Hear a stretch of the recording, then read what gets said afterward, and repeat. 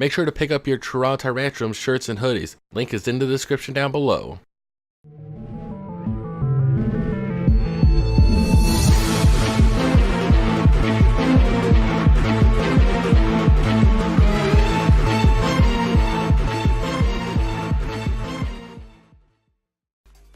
What's going on, everyone? SiNxRealize, aka SiNx, aka Think You Wash Your Hands In, and I'm your coach for the TYRANTRUMS.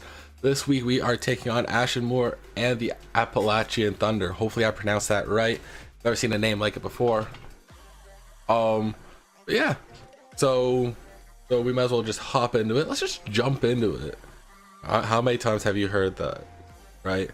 But Ashen has, we're just gonna go over everything that he has. He has Jirachi, Tapu Fini, Salamence, who does have an option to Z-move, Zeraora, Crobat, Kyurem, Fortress, Scrafty, Mismagius, and that's his other Z captain, Bloodsdale, and Mega Kangaskhan. And we have to take into consideration that Mega Kangaskhan will not be able to Seismic Toss. That is one thing to keep in mind there. Yeah. Let's just go over everything that we are deciding to bring. So this week we are bringing, of course, Mew. You guys can see everything that we're bringing like right up here, but we're going in depth here. So we're bringing Umu. This time we're holding out to the Misty Seed. If you guys don't know what the Misty Seed does, when there's a Misty Terrain, which is Tapu Fini's go-to field that it puts up every single time it comes in, we end up getting an extra boost in our special defense, and that only happens one time. So I have to save it for whenever Fini decides to come in. So essentially, we also have Bulk Up, Drain Punch, Gunk Shot, Wild Charge. For some reason, it didn't want to go over to there. Also, Adamant Nature, Max HP, Max Attack, and we put the last 4 into the speed, so that way it gives us a little bit more speed.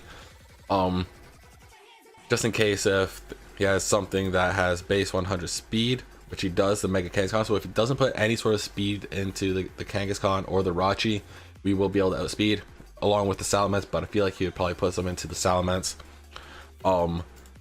But the main reason for Mew here is we've noticed that his most brought 2 mods are Tapu Fini and Crobat.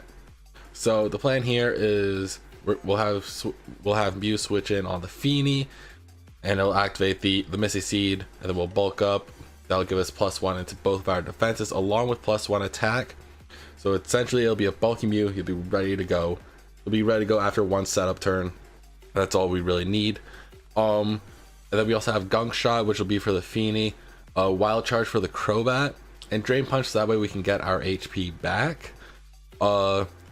Mew doesn't really have too much else to be able to deal with it, much else that's on his team, so we have to make sure that we're using Mew correctly and not bring him into something that he won't be able to deal with. So as long as we get the Crobat and the Fini out of the way, we'll be done with Mew. That's all we need Mew for. And then next up here, we are bringing Manny, our Mamoswine, of course, with the Choice Scarf, Thick Fat, Earthquake, Icicle Crash, Knockoff, and Superpower, with the Jolly Nature, 252 speed, 252 attack, and 4 into the defense. Sort of a typical set. Oh yeah, I also forgot to mention with Umu, my apologies, Drain Punch will also beat Mega Kangaskhan. So, well after the defense boost anyways. Once we get the defense boost, the Mega Kangaskhan will not be able to kill us, and then we would be able to just kill it, OHKO it with a Drain Punch, call it a day. Well, it might not OHKO, but we will be able to kill it. But anyways, next up, Manny. So those are his stats. That's all that. Essentially, the Scarf will allow Manny to be able to outspeed the Zeraora and kill it. Essentially, Icicle Crash will OHKO the Salamence. Earthquake kills the Kyurem. As long at least as long as he's under 70%. If he's over 70%, then we won't be able to kill. But if we can manage to get Kyurem down to 70%, whether it's we Volt Switch, U-turn, we do whatever we gotta do to get him under 70%. But we will be able to kill as long as he's under 70%. Otherwise, a Draco Meteor will OHKO us, especially if he decides to go with a choice spec set on his hero, because choice specs it'll hurt a lot. And then we figured Dark and Fire was good for a lot of the remaining team, so that's why we are bringing Incineroar this week. This time we're holding on to the Assault Vest for Adamant Nature, 252 HP, 252 attack, 4 into the defense, and of course with Intimidate, as I think I said Intimidate. And he also has Flare Blitz, Darkest Lariat, U-Turn, Cross Chop.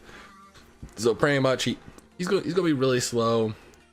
So there wasn't really much reason for us to invest in his speed at all. Roman, our Incineroar, should be able to take out the Jirachi, the Fortress, the Scrafty, and the Mismagius. We still didn't really have much of a counter for Kyurem, and practically Specs Kyurem can OHKO a lot of things. So the next thing that we decided to bring was Beyblade Our Hitmontop. Also, I need to figure out my webcam. I don't know why it's glitching out so much. So we have Hitmontop with Intimidate, of course, but hold on to the choice bands, that way he hits harder. 252 HP, 252 special defense, 4 into the attack, Careful Nature, and he has High Jump Kick, Earthquake, Bullet Punch, and Rapid Spin. Rapid Spin's obviously a given to get rid of rocks and whatever hazards are out on the field. Bullet Punch will give us priority if we ever need to get a revenge kill on anything. And Hitmontop will be able to OHKO the Kyurem and Scrafty, and we went with max special defense because that will help us live a Specs Draco. And that was the plan for that.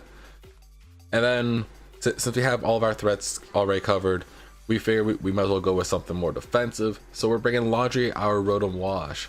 Well, to the leftovers, Levitate ability, Pain Split, Will-O-Wisp, Volt Switch, Hydro Pump, 252 HP, 252 defense, 4 into the special attack, and we're going with a Bold Nature, dropping our attack because we don't need our attack. We really don't. So essentially, the plan with Laundry here is we made him bulky, and he'll be able to deal with the Mudsdale no problem.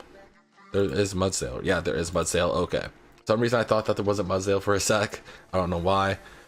And then, of course, the last one that we will be bringing with us for this week, week 7 of the UBL D-League, is Shanae, our Shaman. Hold on to the Life Orb, rocking out with Seed Flare, Earth Power, Hidden Power Fire, and Synthesis, 252 in speed and attack, put the rest into the special defense. Timid Nature.